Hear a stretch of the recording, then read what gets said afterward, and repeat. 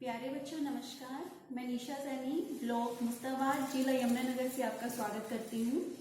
आज हम कक्षा 9 के गणित विषय के अध्याय 9 के बारे में चर्चा करेंगे, जिसका नाम है समांतर चतुर्भुजों व त्रिभुजों का क्षेत्रफल।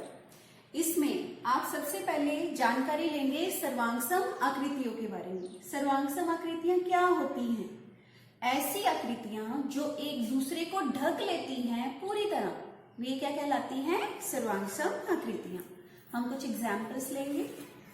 ये क्या है? कौन सी आकृति है? वृत्त की। ये दोनों आकृतियां एक दूसरे को पूरी तरह से ढक रही हैं, कवर कर रही हैं। ये देखिए, तो ये क्या सर्वांगसम है? यस, ये आकृतियां सर्वांगसम होंगी। इसके बाद हम एग्जाम्पल लेते हैं वर्ग का। ये दोनों आकृतियां वर्ग की हैं। हम इन आकृतियों को एक दूसरे के ऊपर रख के देखते हैं, क्या ये एक दूसरे को पूरी तरह ढक रही हैं? यस, ये ढक रही हैं, तो ये आकृतियां भी सर्वांगसम कहलाएंगी। इसके बाद हम एग्जाम्पल लेते हैं एक वर्ग और एक त्रिभुज का। इन्हें ढक के देखते हैं, क्या ये आकृतियां एक दूसरे को ढक रही हैं? नहीं, तो ये आकृतियां सर्वांगसम नहीं है। तो इससे क्या निष्कर्ष निकलता है? अगर कोई भी आकृति सर्वांगसम है तो उनके क्षेत्रफल मतलब इनके द्वारा घेरा हुआ भाग, ये क्या होगा? बराबर होगा। कोई भी आकृति अगर सर्वांगसम है तो इनके द्वारा घेरा हुआ भाग या क्षेत्रफल क्या होगा? बिल्कुल बराबर होगा। अब इसके बाद हम चर्चा करते हैं कि अगर आकृतियां हमारे पास आकृतियों के क्षेत्रफल बराबर हैं तो क्या वो सर्वांगसम है? हम इस प्रश्न के बारे में चर्चा कर सकते हैं कि कोई भी आकृतियां जिनके क्षेत्रफल, जिनके द्वारा घेरा हुआ भाग अगर ये बराबर है तो क्या वो सर्वांगसम है? क्या वो घेरेंगे एक दूसरे को? इसके लिए हम एक एग्जाम्पल लेते हैं। ये देखिए, हमने क्या बनाया है? एक आयत बनाया है। इसके बाद बनाया एक वर्ग। आयत की लंबाई 9 सेंटीमीटर और इसकी चौड़ाई 4 सेंटीमीटर है। ये हमारे पास वर्ग है, वर्ग की आकृति है, और इसकी भुजा क्या ली है हमने? 6 सेंटीमीटर। आयत का क्षेत्रफल क्या होता है? लंबाई गुना चौड़ाई, तो क्या आ जाएगा? 9 गुना 4 बराबर 36 वर्ग सेंटीमीटर। इसके पश्चात वर्ग का क्षेत्रफल क्या होता है? भुजा गुना भुजा, क्या आ जाएगा हमारे पास? 6 गुना 6 बराबर 36 वर्ग सेंटीमीटर। इन दोनों के क्षेत्रफल कैसे हैं? ये बराबर हैं। यस, ये दोनों क्षेत्रफल बराबर हैं, परंतु क्या आप इन दोनों आकृतियों को देखिए, क्या ये एक दूसरे को ढक सकती है पूरी तरह? ये वर्ग है, ये हमारा आयत है, क्या ये एक दूसरे को ढक सकेगी? नहीं। आंसर है नहीं।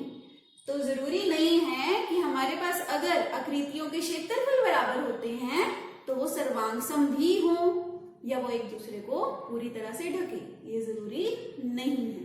तो हम इस निष्कर्ष पे निकलते हैं कि अगर आकृतियां सर्वांगसम होती हैं तो उनके क्षेत्रफल बराबर होंगे, और यदि किसी भी दो आकृतियों के क्षेत्रफल बराबर होते हैं तो वो जरूरी नहीं है कि वो सर्वांगसम हो।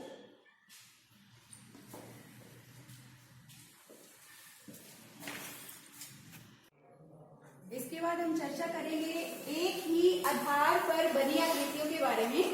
इसके लिए हमने एक एग्जाम्पल लिया है जिसमें हमने 2 चतुर्भुज बनाए हैं। कौन कौन से चतुर्भुज हैं? चतुर्भुज ABCD और चतुर्भुज DEFC। इन दोनों के आधार ये एक ही आधार पे स्थित है। देखिए, ये DC आधार के ऊपर स्थित है दोनों आकृतियां, तो इनका कॉमन उभयनिष्ठ आधार कौन सा होगा? DC। इसके पश्चात चर्चा करते हैं 2 समांतर रेखाओं के बीच बनी आकृतियों के बारे में। 2 समांतर रेखाओं के बीच जो आकृतियां बन रही हैं, इस एग्जाम्पल को देखिए। हमारे पास चतुर्भुज है, चतुर्भुज का नाम ABCD, और इसके बीच में एक त्रिभुज है। त्रिभुज की आकृति का नाम त्रिभुज PQR। ये दोनों क्या उभयनिष्ठ आधार के उपस्थित है?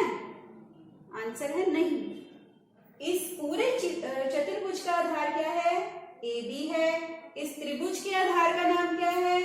QR है। तो ये समान आधार पे स्थित नहीं है, परंतु ये समांतर रेखाओं के बीच में स्थित है। समांतर रेखाओं का नाम DC और AB। स्टॉप कर दो।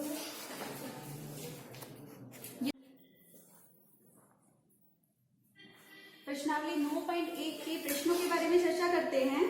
पहला सवाल, हमारे पास इस आकृति में एक चतुर्भुज बन रहा है और एक त्रिभुज की आकृति बन रही है। चतुर्भुज का नाम है ABC और D और त्रिभुज की आकृति का नाम क्या है? PDC। इनका उभयनिष्ठ आधार क्या है बेटा? DC। और एक कौन सी समांतर रेखाओं के बीच में स्थित है? ये दो समांतर रेखाओं के बीच में स्थित हैं, जिनका नाम है AB और DC। दूसरी आकृति, इसमें हमारे पास दो चतुर्भुज आ रहे हैं, चतुर्भुज PQRS और दूसरा चतुर्भुज MNRS। अब इसमें ये दोनों आकृतियां एक ही आधार के ऊपर तो स्थित हैं, परंतु इनके पास जो हमारे पास दूसरी आकृति है MNRS वाली, इनके शीर्ष बिंदु इस समांतर रेखा के उपस्थित नहीं है, इसलिए हमारे पास समांतर रेखा इन दोनों आकृतियों के लिए नहीं प्राप्त होगी। अगला क्वेश्चन, इस आकृति में हमारे पास एक चतुर्भुज बन रहा है और एक त्रिभुज की आकृति प्राप्त हो रही है। चतुर्भुज की आकृति का नाम क्या है? ABCD और त्रिभुज की आकृति का नाम RPQ। इनके पास भी उभयनिष्ठ आधार नहीं है, परंतु ये दोनों समांतर रेखाओं के बीच में स्थित हैं। इनका नाम क्या है आकृति समांतर रेखाओं का? AD व BC। अगला क्वेश्चन, इस आकृति में हमारे पास चतुर्भुज बन रहे हैं। चतुर्भुज के नाम है हमारे पास ABCD व APQD। इनके पास समान आधार है, लेकिन हमें इस तरफ से देखना पड़ेगा इस प्रश्न के लिए। समान आधार कौन सा है? AD और दोनों समांतर रेखाओं का नाम क्या है? AB व BC। धन्यवाद।